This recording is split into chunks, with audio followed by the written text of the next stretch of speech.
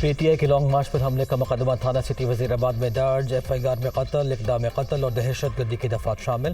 مقدمے میں نوید نامی ملزم نامزد S H O city Wazirabad کی مدیریت میں مقدمہ درج کیا گیا ہے۔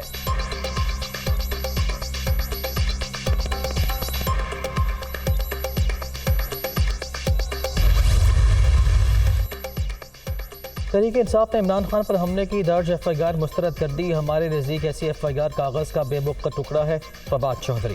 عمران خان نے جن افراد کا نام لیا وہ ایف آئی آر سے غائب ہیں۔ فرمائشی ایف آئی آر کا نام تبدیل کر کے این آر او رکھ دینا چاہیے۔ Hammad Azhar.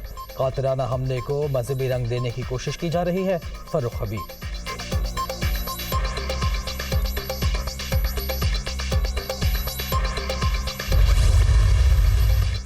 F I R کے معاملے پر عمران خان کی پارٹی رہنماؤں سے طویل مشاورت۔ وزیر اعلیٰ پنجاب کی 2 بار ضمانت پار کامت۔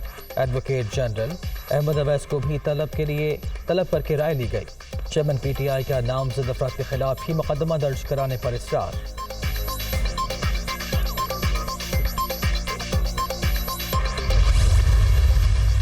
میری دائیں ٹانگ میں 3 گولیاں لگیں، بائیں ٹانگ میں لوہے کا ٹکڑا لگا۔ معمول کی سرگرمیاں شروع کرنے سے 4 سے 6 ہفتے لگ سکتے ہیں۔ 2 ماہ پہلے قتل کی سازش کا علم ہو گیا تھا۔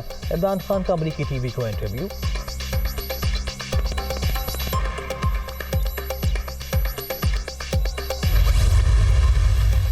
لانگ مارچ کی وزیرآباد سے روانگی کی تاریخ ایک بار پھر تبدیل، اب سفر جمعرات کو شروع ہوگا۔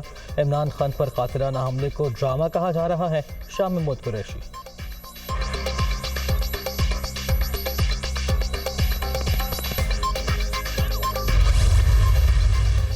ایف آئی آر کے لیے سینئر آرمی آفیسر کا نام دینا مضحکہ خیز حرکت ہے۔ ملک کا قانون اتنا کمزور نہیں کہ کوئی فراڈیا کل جا کر چیف جسٹس یا آرمی چیف کے خلاف درخواست دے دے۔ اس قسم کا مذاق ملکی بنیادوں کو کھوکھلا کر سکتا ہے۔ پنجاب پولیس نے سپریم کورٹ میں درست موقف اپنایا۔ رانا ثناء اللہ کی گفتگو۔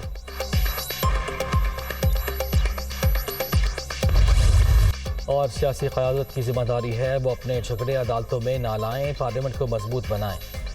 ہم نے اپنے فیصلوں میں بار بار دہرایا ہے کہ قانون کی حکمرانی نہیں، آئین کی عملداری اسی وقت ہو سکتی ہے جب مائنڈ سیٹ تبدیل ہو۔